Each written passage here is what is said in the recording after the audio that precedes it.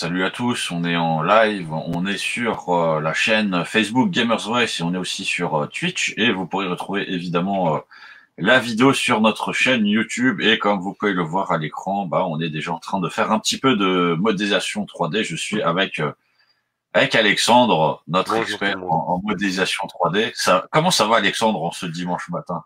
Oh, ça va très bien. Un peu fatigué quand même. Ça a été une semaine assez chargée au travail. Donc, un jour de repos, ça pique un peu quand même. Alors, déjà pour ceux qui nous rejoignent, si jamais vous avez des questions ou autres, n'hésitez pas à les poser dans le chat. Mhm. Dominique, si jamais tu nous rejoins, n'hésite pas à nous parler de Mozart. Ça nous fera toujours plaisir. Ou alors de n'importe quel autre professionnel de la musique classique. Donc, aujourd'hui, Alexandre, tu avais envie de faire une petite démonstration par rapport à des questions qui avaient été soulevées dans notre Discord. Exact.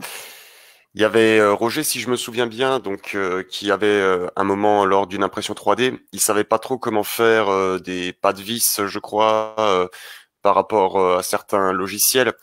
Et il faut savoir qu'en fait, le logiciel que j'utilise, donc qui est ZBrush, hein, permet, de par une manipulation assez simple, entre guillemets, de créer des trous ou des pas de vis, en fait. C'est un procédé très simple qui se fait très vite et qui peut corriger enfin, qui peut aider euh, beaucoup de personnes qui veulent faire de l'impression et de la modélisation. Mhm. Donc, si tu veux, je peux montrer le petit tips, quoi, vite fait, pour très lentement, pour montrer à nos amis modeleurs et imprimeurs comment ça se passe. Donc, vous voyez que j'ai fait un objet, quelque chose de très simple, hein, on va pas se mentir. Et si par exemple je voulais créer ici un trou, parce que là j'ai essayé de faire un buste alors que j'écorche pas le nom, Gundam. Mhm. J'ai souvent remarqué que beaucoup de Gundam, bon ils ont des formes simples, ils ont des espèces comme des nez d'avion en guise de poitrail, avec une lumière au centre et tout. Et moi je m'étais dit, ah si je faisais ça et que j'aimerais faire des bras, j'aimerais bien faire un trou ici pour les bras, c'est-à-dire deux cylindres qui rentrent, pour après faire comme des câblages qui sortent, qui vont former après un support pour les épaulières, et après faire les bras. Alors, on a plusieurs techniques pour créer ceci. Ce serait soit on utilise cette broche qui est la broche clay en lui mettant une alpha. Donc une alpha, ce serait comme comment je pourrais dire ça? C'est comme un pinceau spécifique en fait, c'est-à-dire que vous choisissez l'embout de votre pinceau. Si jamais je le mets en carré, vous allez voir qu'il va peindre en carré. Si je le mets en rond, ça va devenir rond. Donc, c'est-à-dire que j'aurais juste appuyé sur Alt. Vous voyez, je sais pas si on voit bien à l'écran, mais à côté de la petite croix, à côté du petit curseur, il y a un moins qui arrive. Mhm. Donc, si je le lâche, il va sortir de la forme. Mais si j'appuie Alt, il va rentrer de la forme. Alors, on pourrait faire comme ça, mais vu que, comme l'avait demandé Roger, ce serait comment réussir à soustraire un objet à un autre, on peut faire comme ça. On va donc dans l'onglet Subtool, qui est un peu comme Photoshop, donc les calques que vous avez les uns par-dessus les autres. On va lui dire, je veux ici aller dans Insérer. En cliquant dessus, il m'ouvre toute une palette. Je peux lui dire, écoute, j'aimerais bien insérer un cylindre dans cette masse, quoi. Donc, hop. Alors, j'ai eu un petit crash ZBrush, mais c'est pas grave. J'ai eu un petit crash parce que, Pour ceux qui nous regardent, hein, on est en live, donc il peut y avoir des crashs. mais ce n'est pas grave, ce n'est pas grave. Je vais le montrer avec un autre objet, ça se fera tout aussi simplement. Alors, ah oui, moi j'étais déjà en train de créer quelque chose. Et je pense que si j'avais pas montré cette étape, beaucoup de gens auraient été perdus dès le départ. Quand vous voulez commencer un projet dans ZBrush, vous allez donc là dans Tool, vous avez plusieurs petits objets. Vous pouvez prendre un cube, un cylindre, un cône, un anneau. Moi, ce que je veux, c'est une sphère. Donc, je crée une petite sphère. Hop. Je maintiens Shift enfoncé pour que ce soit snappé, quoi. Pour que ce soit bien snappé dans la vue. Et là, il faut cliquer sur le petit bouton éditer. Et en allant ici, lui dire, je veux que tu sois un objet en 3D. Maintenant, voilà, si j'appuie sur X, je peux travailler en symétrie. Si j'enlève X, je peux travailler sur une portion de l'objet. On travaille plutôt en symétrie. Vous voyez, là, j'ai un petit bouton qui s'allume et qui s'éteint quand j'appuie sur X. Alors, ça, je l'ai customisé. C'est pas de base ici. Si une fois des gens s'intéressent à ZBrush et veulent savoir comment customiser son interface, ce sera faisable. Et je peux travailler sur plusieurs symétries. Sur la symétrie X, donc si j'active le sol, voilà, vous pouvez voir. Soit je travaille sur X, je peux travailler sur X et Y en même temps, ou je peux travailler sur X, Y, Z en même temps. Donc là, si je tourne un peu, vous voyez. Sinon, je peux que travailler sur Z, je peux que travailler sur Y. C'est en fonction de ce que certains veulent faire. Mais pour l'instant, on va utiliser X. Pour l'opération que je veux faire, je vais donc diviser, rajouter des divisions à mon objet. Donc là, vous pouvez voir, hop, il est assez... il y a plein de petits carrés. Donc je vais faire un CTRL D. 1, 2, 3. Maintenant, vous voyez qu'il y a plein de micro-carrés. Ça va être nécessaire. Il faut beaucoup de subdivisions pour faire ce qu'on veut faire. Et il faut activer un outil très important qui s'appelle le Dynamesh. J'en avais déjà parlé dans mes vidéos précédentes. Le Dynamesh, c'est un nouvel outil qui est apparu une fois que ZBrush a commencé à se populariser, qui permet de recalculer son maillage à chaque fois. Parce que quand vous allez effectuer une action sur cet objet, vous voyez que vous allez tordre, distordre tous les petits carrés, quoi. Et au bout d'un moment, quand vous allez vouloir travailler dessus, ça va devenir de plus en plus déformé, de plus en plus sale et tout ça. Et voilà, si maintenant j'essaie de le tirer un max, ouais, ça commence à vraiment faire des artefacts bizarroïdes, quoi. Parce que j'ai tiré la forme à son maximum. Et donc, je peux montrer vite fait avec cet objet-là. On va faire CTRL-Z, voilà. Quand j'active le Dynamesh, en fonction de sa résolution, je veux lui dire, je veux que tu me recalcules un maillage plus ou moins dense. Là, je suis à 100. En fonction de la taille de son... Enfin, 100, c'est peu. Donc, c'est-à-dire que je veux quelque chose de très basse définition pour pouvoir retravailler ma forme. Ça, c'est quand on fait de la sculpture organique ou même de personnages ou d'environnement. On prend d'abord une définition basse pour travailler des formes générales et après on va augmenter en subdivision et en résolution pour travailler plus ou moins de détails. Donc là, si je calcule Dynamesh, donc vu que j'ai eu plusieurs subdivisions, il me pose la question, il me dit oui, il y a plusieurs niveaux de subdivision, tu veux les conserver ou tu veux recréer un nouveau préserver ce maillage que tu as créé? Ben, je vais lui dire non, je veux que tu m'en recalcules un nouveau. Et là, hop, il a recalculé tout un nouveau maillage. Et là, à chaque fois que je vais distordre et faire un contrôle drag and drop en dehors de mon objet, il recalcule le maillage et indéfiniment. Ça a sauvé la vie à beaucoup de 3D. Parce qu'avant, ça n'existait pas, cet outil n'existait pas dans ZBrush. Et donc, pour faire des grosses modélisations et tout ça, il devait un peu tricher, garder les polygones les mieux organisés à l'avant et il tirait un peu le maillage à l'arrière pour garder une bonne résolution devant et une résolution un peu moindre derrière. Donc pour ce que je veux faire, il va falloir que j'augmente beaucoup la résolution. Quand je dis beaucoup, on peut monter à du 1000 par exemple. Et le petit bouton, donc là il me repose la question, mais il y a déjà un niveau de subdivision, tu veux le conserver? Non, je veux que tu recalcules. Donc là il va prendre un peu de temps, il va dire voilà. Et là, boum, on a plein de petits carrés. Et ça, c'est bon, ça. Parce que ça veut dire que notre objet va être très lisse. Et quand une personne va vouloir soustraire une forme à une autre, plus elle aura de définition, plus elle sera lisse et mieux ce sera pour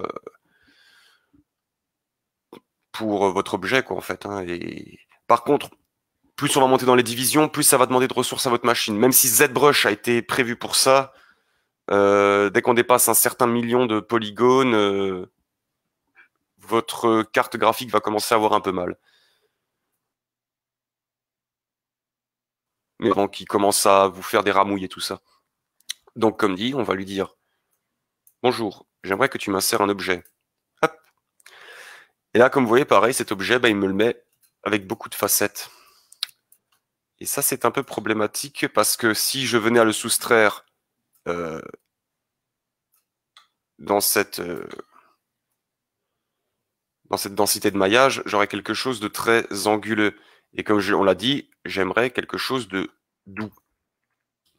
Alors, on va créer des polygroupes. Le polygroupe, alors comment je pourrais expliquer ça? On va créer comme des ID, donc des identités de surface, sur cet objet. Et à un moment, on va pouvoir le subdiviser en lui disant « Je veux que tu prennes en compte toutes ces divisions, enfin toutes ces idées de surface. » Donc, pour vous montrer vite fait, il y a un petit outil ici. Alors, on peut le faire de plusieurs manières, mais vu que là, l'objet est très... il a des angles à 90 et tout ça, je vais aller sur un outil. Donc, vous avez un menu déroulant ici. Hop, et vous allez sur Polygroupe. Et là, voilà, il y a à nouveau plein de petits boutons. Et c'est tout simple, vous avez un bouton ici qui est Group by Normal. Excusez-moi. Le groupe by normal, en fait, c'est-à-dire les normales, ce sont les lignes. Et vous allez pouvoir lui dire, je veux faire des polygroupes en fonction de l'inclinaison de ces lignes. Là, par exemple, vous voyez qu'il y a écrit 45, donc c'est 45 degrés, hein, c'est un angle droit. Et c'est un cylindre, on voit qu'il y a des angles droits, c'est parfait. Mais on peut le changer, on peut mettre 35, on peut mettre 20, c'est en fonction de ce qu'on veut faire. Donc là, on va lui dire, 45, c'est parfait. Là, alors, je vais essayer de vous mettre un beau matériel, que vous compreniez bien l'idée. Là, j'allais dire, groupe by normal. Et là, je vais le refaire. Je vais essayer d'avoir des... S'il te plaît, mets-moi des meilleures couleurs. Il veut pas. Mets-moi des meilleures... Ah, il veut pas. Si, là, on le voit. Là, on le voit. Je vais le mettre en solo ici. Vous voyez que là, maintenant, il a créé... Pour activer ça, il faut juste cliquer sur ce bouton ici. Ou faire Maj et F. Vous voyez que vos surfaces ont des couleurs différentes. Jaune, verte, bleu. Et ça va servir à, en quelque sorte, le terme anglais c'est smoother, donc adoucir. On va y voir pour en fait subdiviser, adoucir, mais garder ce côté très anguleux au niveau du cylindre. Donc, on va aller dans la géométrie, pareil, dans le menu déroulant, et on voit un petit bouton ici qui s'appelle le crease. Il y a plein d'autres boutons. Là, lui, je vais pas encore trop vous expliquer ça. C'est juste c'est juste un calculateur intelligent, mais on peut le faire manuellement, ce que je vais faire aussi. C'est-à-dire qu'on va lui dire, vous voyez, là, il y a crease PG. Donc, clairement, il va dire, je veux que tu me fasses un crease par polygroupe. Et là, je sais pas si vous avez vu, vous avez des petits pointillés qui se sont mis à vos bordures. Donc là, je vais essayer de faire un contrôle. Je vais faire, voilà, une crease. Une crease all, pardon. Et voilà. Crease polygroupe. Des petits pointillés.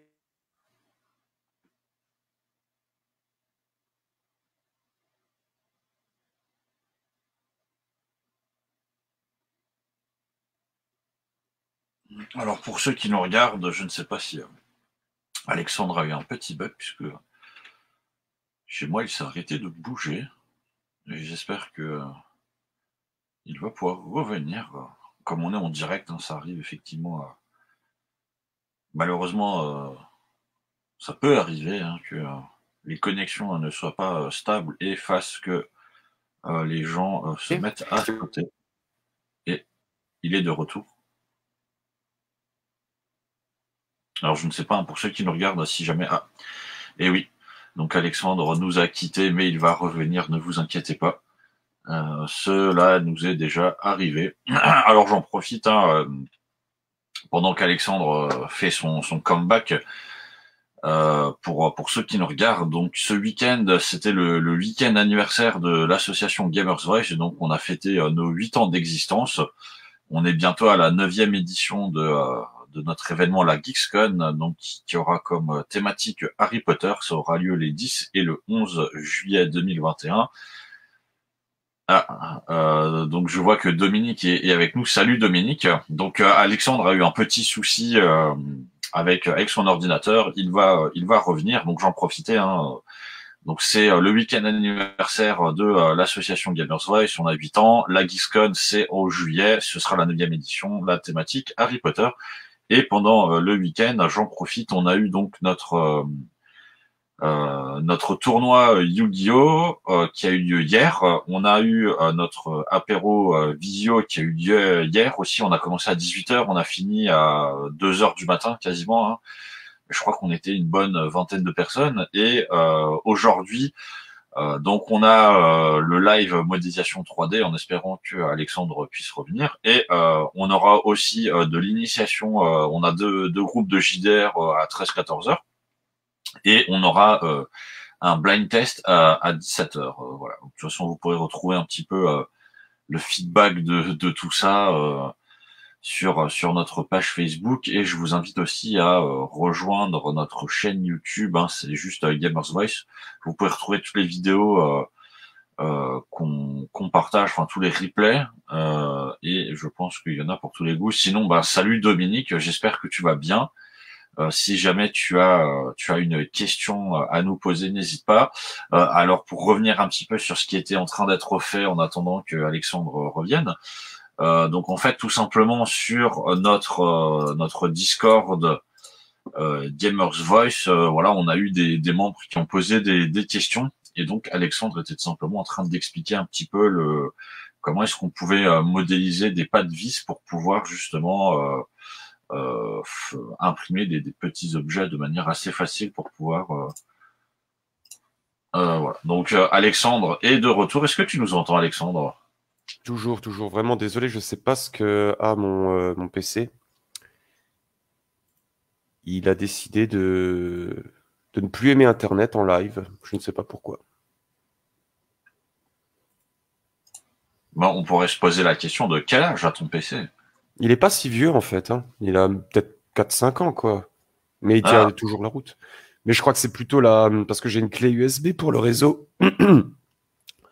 Et je me demande si quand une fois on a dû le déplacer pour faire des branchements, cette clé n'a pas tapé quelque part et tout et n'est pas un peu cassée, quoi. Alors Dominique nous faisait un coucou vu qu'il nous avait rejoint juste au moment où tu as disparu. Ah. Si jamais Dominique, tu as envie de nous parler de Mozart ou de Beethoven, n'hésite pas à nous poser des questions dans le chat. C'est sûr, ça doit aider. Donc oui, alors par rapport à ce que je disais avant, donc, quand on veut faire des objets, tool, insert. Donc on était reparti sur ce cylindre. Où es-tu? Voilà. Ouh, c'est cramé. Donc, petit move. Ah oui, quand vous voulez bouger aussi des objets, vous avez ça ici. Vous avez le move, le scale et le rotate. Alors, ils ont gardé ça parce qu'on avait un autre outil à l'époque qui était ceci, l'outil de transpose. Vous pouvez tirer une ligne et après faire des rotations en fonction de la ligne qu'on tirait, où on voulait, tout ça. Maintenant, ils l'ont changé, ils ont mis un gizmo plus adapté à la 3D, hein, ce qu'utilisent à peu près tous les logiciels de 3D aujourd'hui.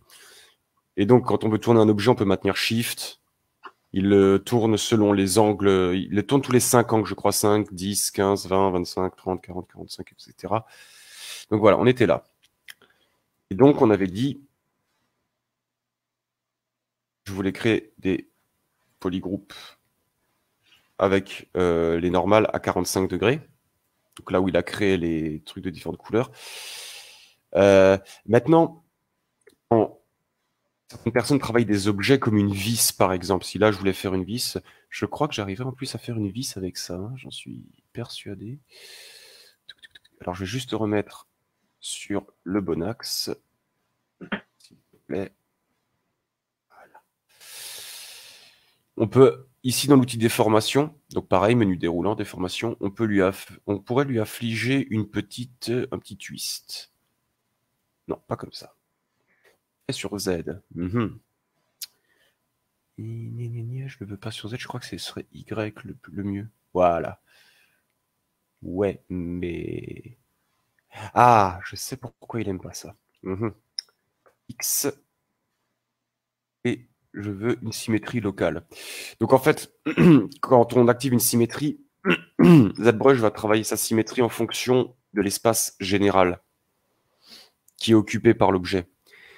Mais si on voudrait juste s'occuper de la symétrie d'un seul objet, on peut aller là sur ce bouton qui est la symétrie locale, qui veut dire la symétrie de l'objet. Je pense que là, peut-être, ça va marcher un peu mieux. Ouais, non, il ne veut pas. Ah, je crois comprendre où est le problème. Transforme, remets-toi au centre, je te prie. On lance le... Voilà. Là, vous voyez, je peux commencer à faire une petite torsion qui ressemblerait à peu près à une vis. J'ai trompé de bouton. Hop. On peut voir un peu ce petit objet. Ça ressemble à peu près à une vis. Mais on va faire mieux avant. Avant de faire ça, on va faire quelque chose de mieux.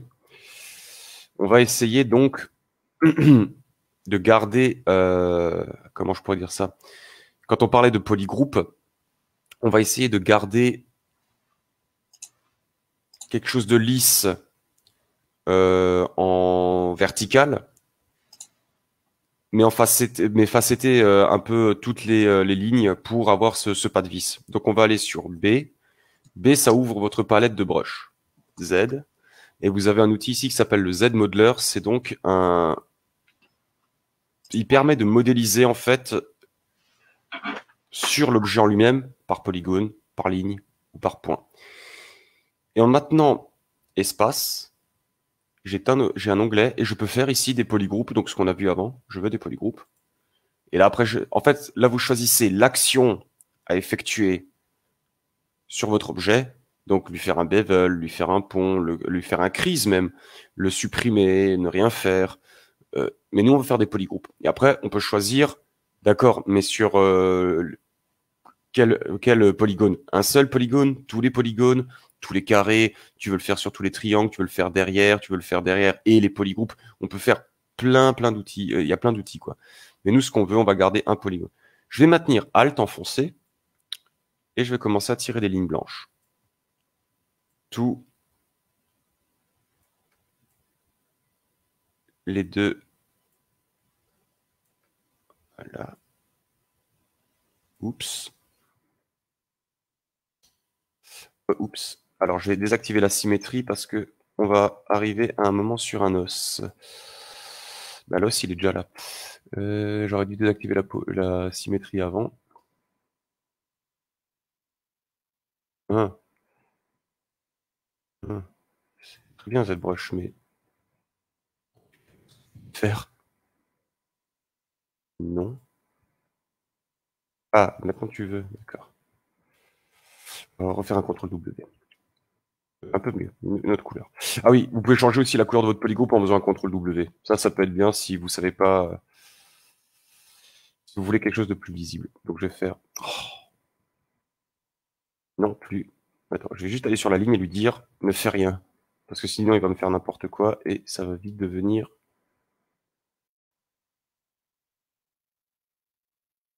Décidément. J'ai pas la main sûre aujourd'hui. Donc voilà, on va faire ça comme ça.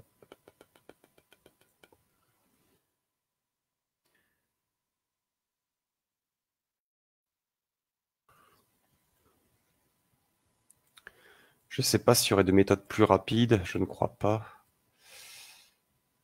Je me dirais qu'elles ont peut-être un angle de 5 degrés, mais je ne suis pas sûr. Faudrait que j'essaye une fois de mon côté. Donc ça peut paraître un peu long comme ça, mais C'est pour vraiment bien montrer toutes les étapes, une par une.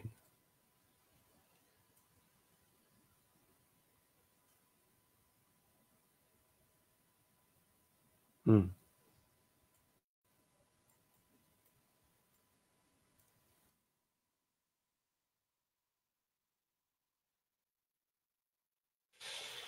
Et voilà, donc on a quelque chose donc qui ressemble un peu à un pantalon d'arlequin. Je vais cliquer sur les lignes blanches que j'ai fait et je vais appuyer sur Alt pour lui dire je veux un polygroupe différent. Donc là, je trouve qu'il est un peu trop. Voilà, là c'est parfait. Et je vais appliquer la même chose au-dessus. Donc je vais retransformer tout ça en blanc et lui dire s'il te plaît, je veux un autre polygroupe.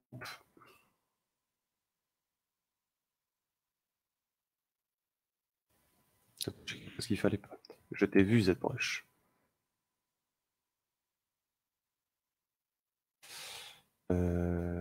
Alors, tu es très amical, ZBrush par moment, mais par moment, tu fais aussi n'importe quoi. Non, non plus. Je préfère les couleurs vives. Comme ça, voilà. Et là, ce que j'avais dit justement, on va donc pouvoir appliquer un petit twist sur Y pour créer un peu, voilà, un petit pas de vis comme ça, même un écrou. Hein. Voilà. Maintenant, je vais aller dans géométrie. Je vais dire, vous allez voir la différence entre le crise et le non crisé. Si maintenant, voilà, je faisais un CTRL-D, vous voyez, il me crée quelque chose de très lisse, certes, mais il me casse un peu ces edges un peu durs que j'avais au-dessus et en dessous. Alors que...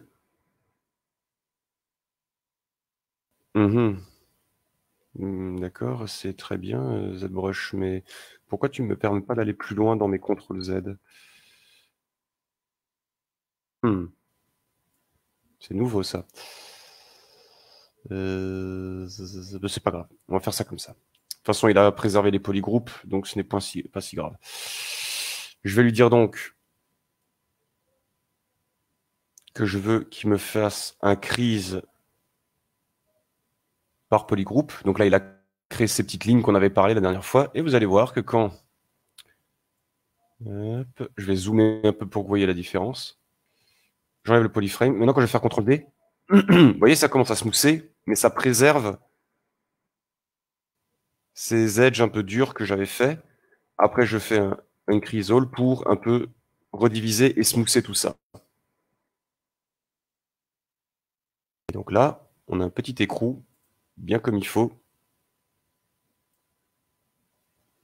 Tout beau, tout propre. Un pseudo-écrou, quand même. Et là, ensuite, je vais lui appliquer un Dynamesh parce qu'il faut que... Je me demande si on est obligé, en plus, de faire un Dynamesh pour faire les booléens. Mais je pense que c'est mieux. Je pense que c'est mieux parce que sinon, il va créer une topologie un peu cracra par la suite. Et ça risque d'être problématique. Donc, je vais juste aller sur un Dynamesh. Je vais lui dire, je veux une résolution haute, donc 1000.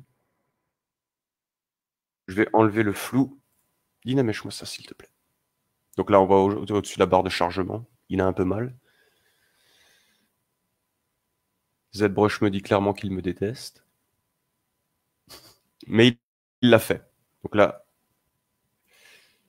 il a refait tous les petits carrés, mais en conservant une haute définition, c'est parfait.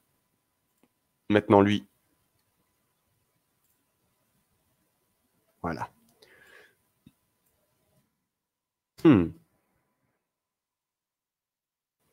D'accord.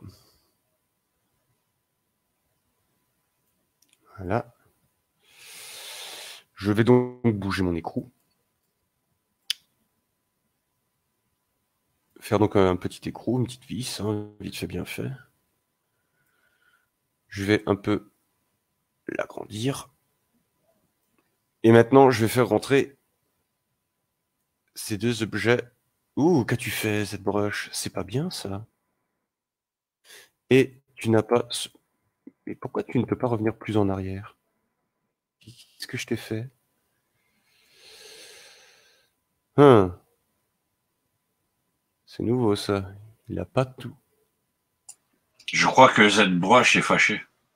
Oui, je crois que je l'ai insulté. Pourquoi? J'ai eu plus d'interactions avec ça, mais je ne comprends pas pourquoi il me garde pas toutes mes actions précédentes. Bon, dans l'idée, vous avez compris un peu comment créer un pas de vis et tout ça. On va quand même essayer finalement de créer un objet qui, voilà, se rentre les uns dans l'autre. Entre le mien qui décide de pas vouloir fonctionner et celui de ma copine qui décide de pas faire les qui ne conserve pas son historique de déformation, c'est très bien. Mais qu'ai-je fait?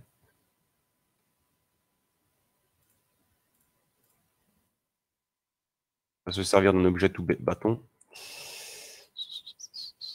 Ah, mais même là, il ne sauvegarde pas les divisions que j'ai fait, alors que normalement c'est censé rester dans le... La première fois que je vois ça. Il est mèche. Il est où? Pour le coup, moi aussi, c'est la première fois que je vois ça. Il y a une belle remarque de Dominique qui dit quel érotisme torride, point d'exclamation. Comment ça? Ah, ah, à cause de l'interpénétration des objets. Non, cette brush ne crache pas. Aïe. Bah, j'attends que tu répondes, hein. Je pense qu'il est en train de calculer. Je pense que je lui ai donné un maillage trop haut, il est en train de calculer. Après, le PC de ma conjointe est un peu plus vieux que le mien.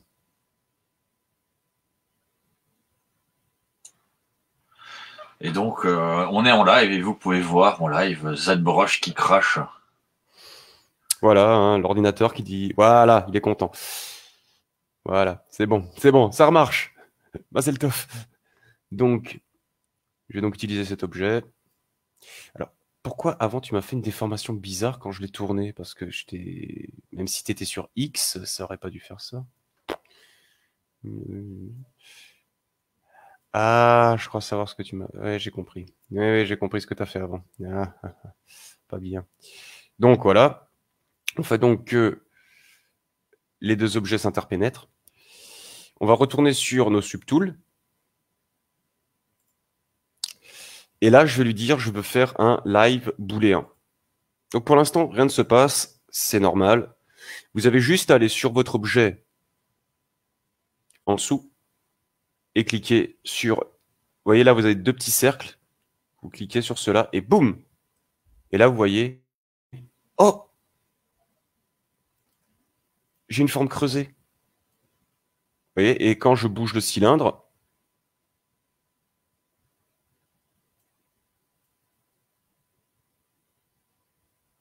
j'ai toujours cette forme creusée quoi, qui est là.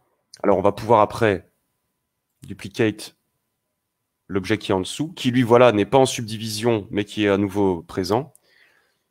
Et si je voulais un peu le scale, voilà. Bon, normalement, il faudrait que votre vis ait la taille de votre pas de vis. Mais voilà, ce qui est bien, c'est que vous pouvez utiliser la vis que vous avez créée ou la vis que vous avez importée, ça peut sur ZBrush, recalculer un Dynamesh haut pour garder votre division, enfin votre niveau de détail de votre objet à 200%. Prendre la vis, pareil, hein, lui refaire parce que généralement dans les impressions 3D, les objets que j'ai vu un peu traîner, le maillage est assez cracra. Et si vous voulez diviser deux objets avec avec un maillage cracra ou avec une très mauvaise topologie, ça va vous créer des artefacts horribles dans votre maillage et dans votre objet. Et ça va être horrible après à imprimer. Donc autant recalculer un Dynamesh pour préserver la définition de votre objet et avoir un maillage dense. Et après, bah, faire cette opération. Alors, le seul problème, c'est que il faut d'abord faire comprendre que ces deux objets-là sont liés en fait. Donc, je vais supprimer celui-ci. Donc, si je ne m'abuse, il faut lui dire Merge. Non, c'est dans Boolean. Voilà. En fait, il faut pas merger. C'est que, vous voyez, dans l'outil des subtools, vous avez ici un Boolean. Ça veut dire make Boolean mesh. Donc là, ZBrush calcule, hein, il patine un peu, mais il calcule. Il l'a fait. Non, il est en train de le faire. Là, vous voyez en dessous, Onion Remeshing in Progress. Donc, il est en train de te dire, OK, je vais te refaire un objet avec ton creux que tu veux exactement. Laisse-moi le temps de calculer tout ça. Donc,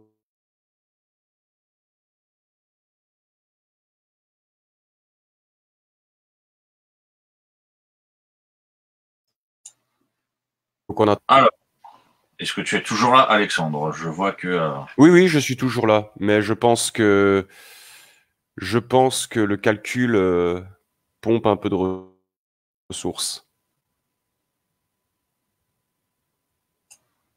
J'en profite pendant que les calculs se font. Si jamais, Dominique, tu avais une question sur ce que tu venais de voir, ou peut-être une remarque à faire sur ce que tu as vu, ou sur peut-être les possibilités qu'on peut faire par rapport à ça. Je vois que tu es là. Je sais aussi que Roger nous regardera en replay, puisqu'actuellement il n'est pas disponible. Mais Roger, si tu regardes la vidéo en replay et que tu as des questions, n'hésite pas à les poser directement dans le Discord. Bon, comme vous voyez, ça prend beaucoup de temps, hein. Je pense que mes objets sont beaucoup trop denses en polygones et le pauvre ZBrush.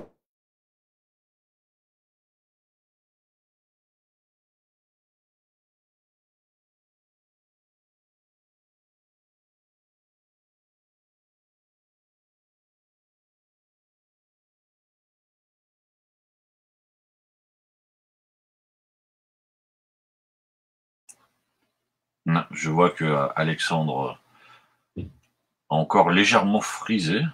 Donc effectivement, si jamais tu as une question, Dominique, hein, n'hésite pas à la poser. Et si jamais, de toute façon, vous verrez aussi la vidéo en replay, n'hésitez pas, si vous êtes dans notre Discord, n'hésitez pas à revenir aussi. Alors, je vois que donc Alexandre nous a à nouveau quitté, mais il va revenir, il va ressusciter. Donc voilà, Dominique, hein, si jamais tu avais une question sur ce que tu as vu, n'hésitez pas à les poser, n'hésitez pas aussi à nous rejoindre hein, sur notre Discord pour parler de ça, puisque voilà, sur notre Discord, effectivement, comme nous l'avons indiqué, on a plusieurs personnes qui posent des questions et donc on essaye de revenir là-dessus. Alors, et je prends effectivement ta question, Dominique. Ça, effectivement, ça reste abstrait si on n'a pas l'usage des outils.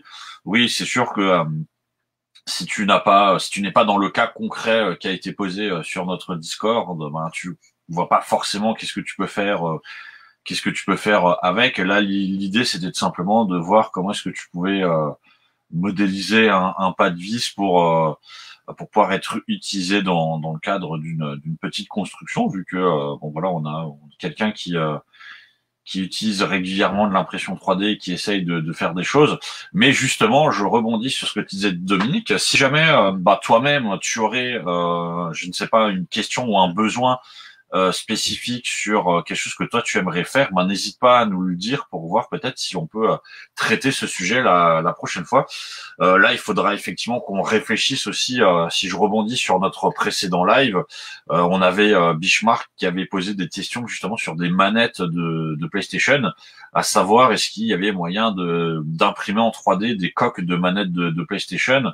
Euh, et en fait de pouvoir un peu créer sa manette ou customiser sa manette. Donc oui, de toute façon, hein, vous pouvez créer. Alors la question qu'on s'était posée, c'est est-ce qu'il existe des plans, on va dire, des fichiers utilisables de manettes déjà préfaits. Alors ça, on n'a pas forcément trouvé. Par contre, effectivement, si vous êtes dans la modélisation, vous pourriez imaginer une forme de manette limite spécifique à vos mains, l'imprimer. Ensuite, il vous suffit d'acheter sans doute des manettes qui fonctionnent sur une PlayStation, mais qui sont pas forcément des manettes officielles. Vous les ouvrez et ensuite vous placez votre circuit dedans. Et en fait, vous pourriez avoir une espèce de manette en fait, tu vas adapter à vos mains et ce serait à la fois une espèce de manette customisée, une manette unique aussi.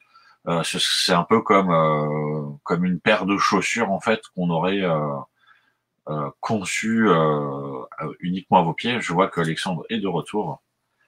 Alors Alexandre, Dominique, une très bonne question. Il disait, ça reste un peu abstrait quand on n'a pas l'usage de ces outils. Euh, oui, c'est vrai. Il faut vraiment réussir à le prendre en main, quoi.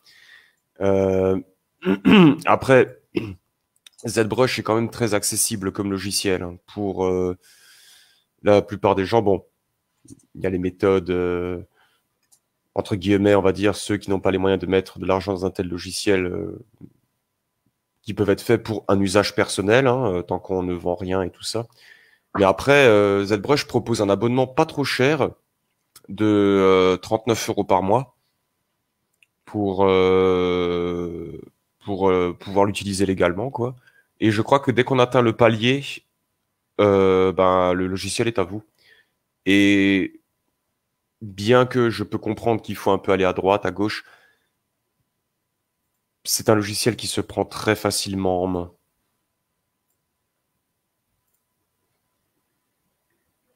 Mhm.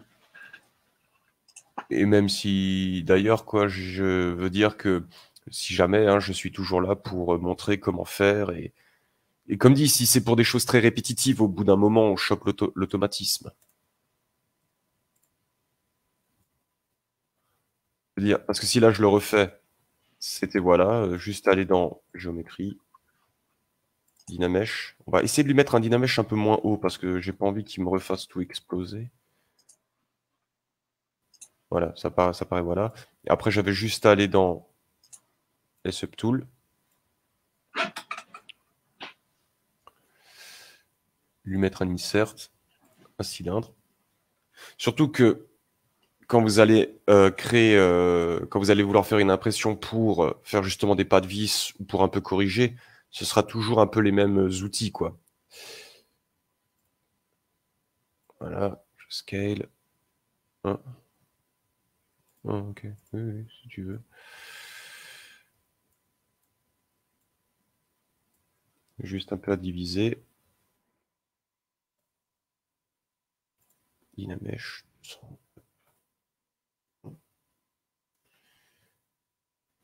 Tout ce que j'avais à faire, c'était cliquer sur ce petit bouton. Lui dire, je veux soustraire cet objet. Et après, dans Boolean, lui dire, je veux faire un Boolean mesh. J'espère qu'il va pas recracher parce que sinon je vais vraiment être colère. Donc, je vais essayer de ne pas demander trop de ressources à ZBrush. Donc, je vais faire quelque chose de très cracra. Pas beaucoup de division, on va y aller doucement. Voilà, ça devrait être suffisamment cracra pour que... Fais voir. Oui, voilà, c'est bien cracra. Non, c'est comme ça, c'est quand même assez propre. Hmm. Hmm. Donc après, dans les subtools, voilà, make boolean mesh. Voilà, oui, là, il va vite. Et maintenant que vous avez fait ça, il y a juste à refaire un insert. Donc pareil, dans les subtools, dans vocal, faire un insert. Et si je ne m'abuse, votre objet est juste là. C'est le dernier que vous avez créé. Il le met toujours à la fin. C'est toujours le dernier. Et après, il y a juste à l'importer dans la scène. Et c'est de là. Je peux, hop, éditer. Celui-là. Celui-là. Et j'ai mon objet. Que je peux retravailler derrière après, hein, si j'en ai envie. Si j'avais envie de lui rajouter des petites formes, des petits trucs comme ça.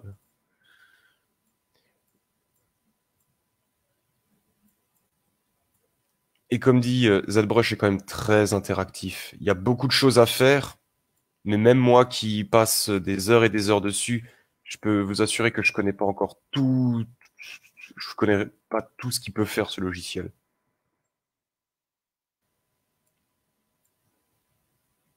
Voilà, on peut créer, bah tiens, ça je le fais à la souris. qui n'est pas bien. On travaille jamais à la souris sur... Enfin, si, pour ça, on travaille à la souris, quoi. Mais si ça avait été de la sculpture plus organique, c'est un peu compliqué. Et quoique, j'avais un de mes anciens camarades de classe, il avait réussi à faire de super modélisations à la souris sur ZBrush. Tout le monde se demandait comment il faisait.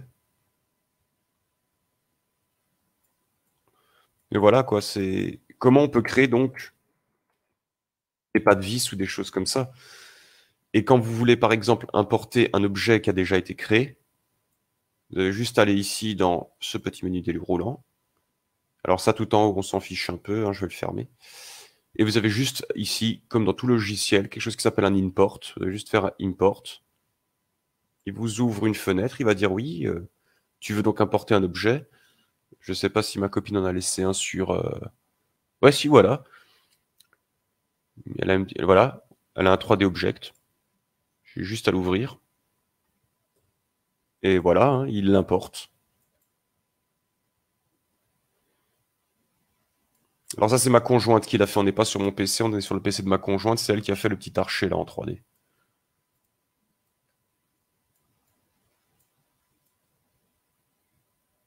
Mais bon, après, voilà, si je voulais importer... Alors, par contre, quand vous importez un objet sur ZBrush, il faut au préalable avoir un objet de substitution.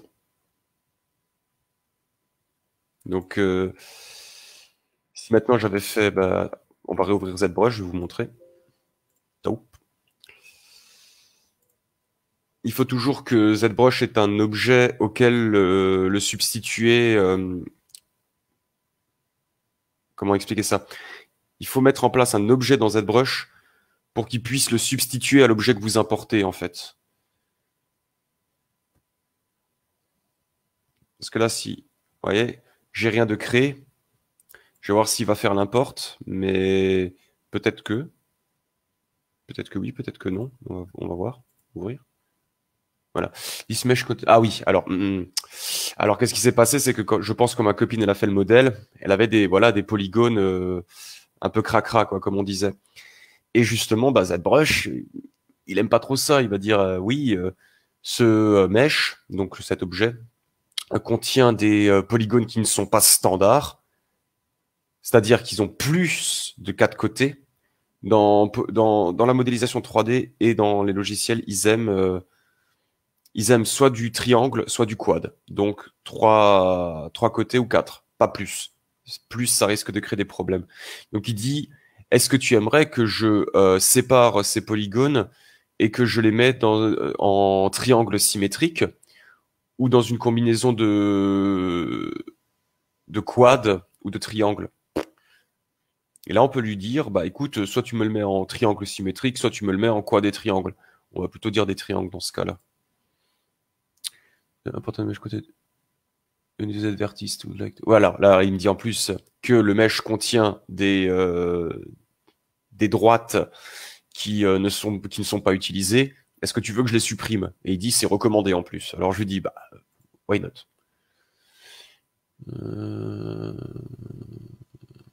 Oui, tu peux. Donc en plus ZBrush se rend compte des erreurs, voilà quoi. Donc maintenant, il a importé l'objet, mais il l'a importé comme un objet de pinceau. Vous voyez, je peux tirer des milliers de... Ouh, c'est moche ce qu'il a fait. ZBrush, qu'as-tu fait? On va réimporter ça, hein, on va lui dire j'aimerais bien le réimporter. Ouais, non. Voilà. Ah, c'est mieux. Voilà. Donc en fait, ce qu'il faut faire, c'est le tirer et lâcher. Mais vous voyez que si jamais je vais dans ma vue, il m'en fait tout plein, tout plein, tout plein, tout plein, tout plein. Pourquoi? Parce que je n'ai pas le edit mode qui a été créé. Donc il suffit juste de faire un CTRL N. Tirer avec mage enfoncé pour bien le snapper à la vue. Et juste de faire un edit. Et là, je peux tourner autour.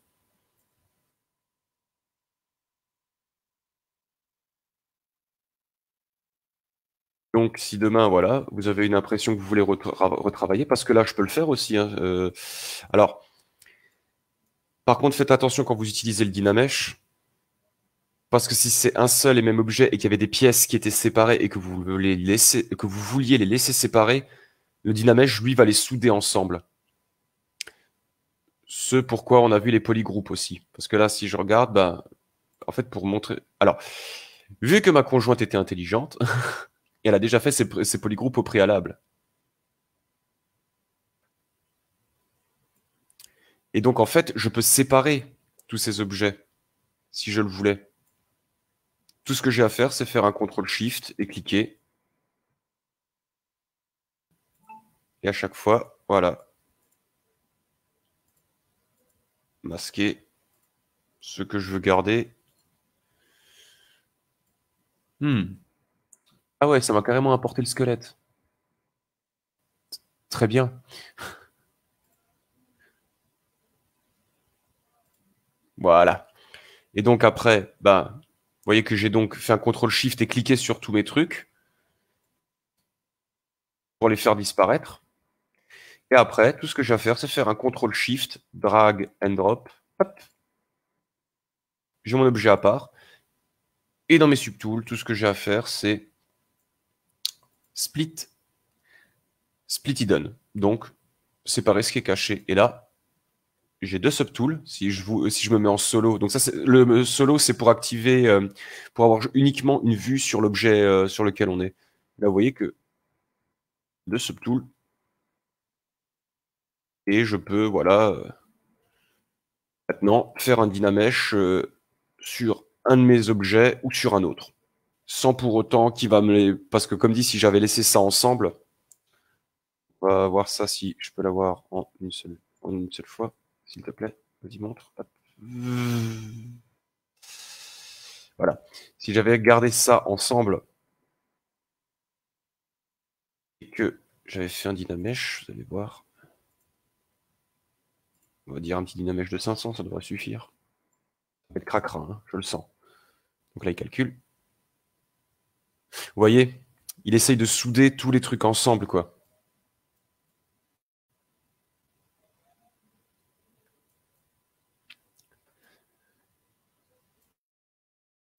Vous voyez, ces espèces d'artefacts bizarroïdes, quoi. Donc il essaie de tout souder ensemble, ce qui donne un aspect cracra. Mais maintenant, si justement je vous ai perdu par rapport à la séparation des objets et tout ça, et que vous avez créé des polygroupes, ce que vous pouvez faire aussi avec ZBrush et le Dynamesh, c'est que vous avez ici un groupe. Donc en cliquant là-dessus, il va dire « Ah, j'ai compris, tu veux faire un Dynamesh, mais tu veux le faire par chaque groupe que tu as créé. Tu veux pas que je les soude ensemble ?» Je vais lui dire « Bah oui, c'est ça en fait. » Alors on a une question dans le chat. Pourquoi Oui. le déshabiller pour l'habiller de nouveau? Alors, en fait, ce que j'ai fait, c'était j'ai isolé mes différents groupes pour ensuite le séparer de la scène principale. C'est-à-dire que ce que je peux faire, si par exemple, là tout est assemblé ensemble. Si par exemple je voulais retoucher sur cette pierre avec une baie, on va dire un baie clay. Bah, en faisant ça, vous voyez que je touche tout et n'importe quoi. Je touche toutes les pierres. En fait, je peux, en faisant un CTRL-SHIFT-MAJ, isoler ça, le séparer, pour après pouvoir... je vais juste delete ça, parce que ça fait double emploi, ce n'est pas nécessaire. Maintenant, c'est un objet à part, sur lequel je peux travailler. Il n'est plus lié à la scène précédente, en fait. Et donc, c'est pour ça que je l'ai... Ouh, qu'as-tu fait, cette broche? D'accord, j'ai compris, je ne veux pas te perdre. En fait, ce que j'ai fait, c'est que j'ai juste... Ah, très bien, mais je ne suis pas en solo, donc pourquoi... Ah, si, j'ai compris. Et j'ai juste isolé tout le personnage en faisant un CTRL-SHIFT-MAJ.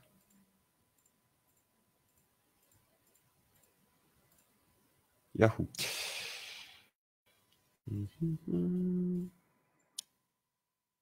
Donc, là, comme dit, si je fais un CTRL-SHIFT, drag and drop, vous voyez, je l'ai à part, en fait. Je peux... Et donc après, je peux le séparer de la scène en faisant un split hidden pour que si jamais je voulais le retravailler dans son coin sans toucher la scène arrière,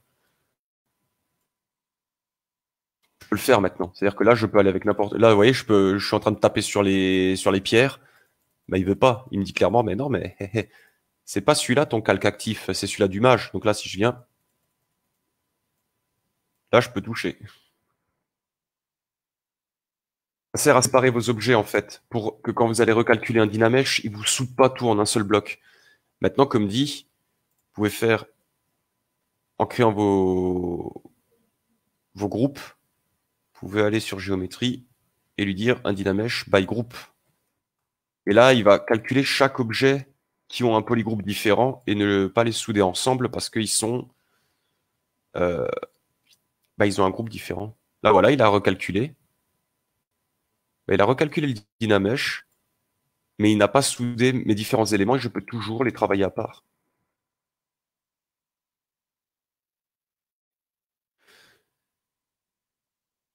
C'est ce que j'avais fait quand il y avait une personne, alors je n'ai plus son nom en tête, mais c'était Alexandre de Bretzwar en fait, qui m'avait demandé de retravailler une crosse de blaster, si je ne m'abuse, pour la séparer en plusieurs parties pour pouvoir ensuite la travailler, l'imprimer, pour ensuite l'assembler en 3D. Et il m'a envoyé la crosse. Le maillage était horrible. J'étais juste, oula, ça va être compliqué. Et en fait, après, j'avais, comme dit, isolé chaque partie en faisant un CTRL-SHIFT, en utilisant le masque lasso, qui me permet de sélectionner des portions, vous voyez, de mes mèches. Donc après, j'avais fait très bien, si je voulais séparer cette pierre en 3 parties, j'aurais fait, voilà, je viens ici, hop, hop, je viens ensuite ici,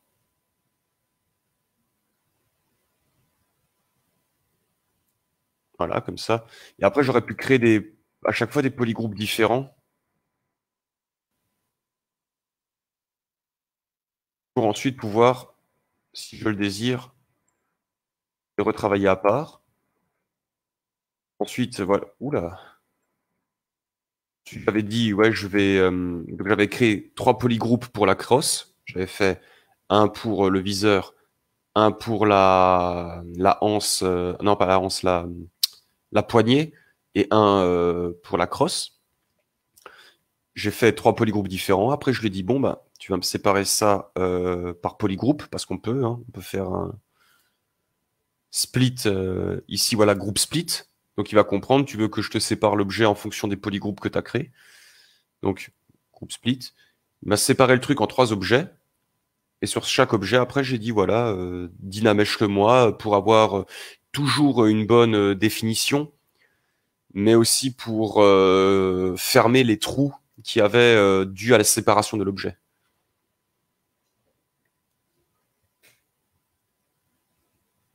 Si jamais il y a d'autres questions, je suis tout oui.